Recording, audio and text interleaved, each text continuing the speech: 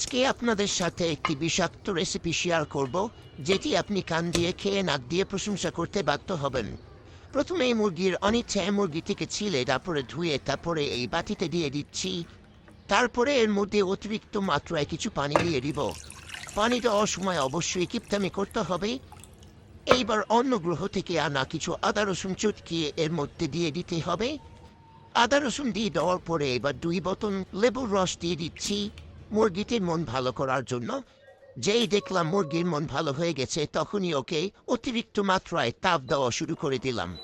তাপে তাপে মুরগিটি যখন সাদা থেকে লাল হয়ে যাবে, তখনই চুলা বন্ধ করে মুরগিটিকে নামিয়ে নিতে হবে। এবার মুরগির অনিচ্ছায় মুরগির কঙ্কালগুলোকে আলাদা করতে হবে। এবার পাপি মুরগিটিকে ফেলে দিয়ে অন্যদিকে আমি একটি কড়াইয়ের মধ্যে সান্দার তেল দিয়ে দিচ্ছি।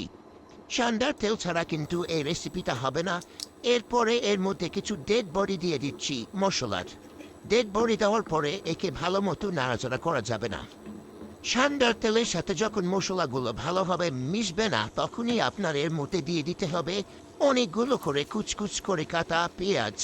পেঁয়াজ না দিয়ে এর মধ্যে অন্য কিছু দিতে পারেন, আমার মনে হলো পেঁয়াজ দিলে ভালো হয়, তাই পেঁয়াজ দিয়ে দিলাম। এবার নাক দিয়ে খেয়ে কান দিয়ে সুনাম করার জন্য এর মধ্যে কোনো ধরনের আস্ত কিছু দেওয়া যাবে না। ডেড বড়ি ব্যবহার করতে হবে। প্রতিটা জিনিসের ডেড বডি দিলে কিন্তু এর স্বাদ অতুলনীয় হয়ে যাবে।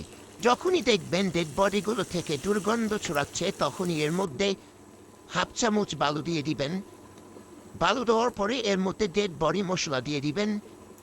এরপরে আরও কিছু ডেড বডি মশলা দিতে হবে, যেগুলো দিলেই এটা স্বাদ বাড়বে। এবার আরও কিছু ডেড বডি মশলা দিয়ে এটাকে আমি আরও ভালোভাবে গন্ধ করে নিচ্ছি। দেখতে পাচ্ছেন কতগুলো ডেড বডি মশলা দিতে হচ্ছে। যাই হোক, এবার এটাকে ভালোভাবে নাড়াচাড়া করা যাবে না। যখনই দেখবেন এর মধ্যে থেকে আরও বেশি দুর্গন্ধ ছুটতেছে, তখনই বুঝতে পারবেন যে রান্নাটা কিন্তু একেবারে পারফেক্ট হচ্ছে না। যখনই বুঝতে পারবেন রান্নাটি আরও বেশি দুর্গন্ধযুক্ত হয়ে গেছে, তখনই এর মধ্যে কিছু বিষাক্ত রসুন দিয়ে দিতে হবে। রসুন দেওয়ার পরে কিন্তু মোটেও নাড়াচাড়া করা যাবে না। এরপরে আমি দিয়ে দিলাম মুরগির বিষাক্ত কিছু মাংস, যেগুলোকে আমি কঙ্কাল থেকে আলাদা করে রেখেছিলাম।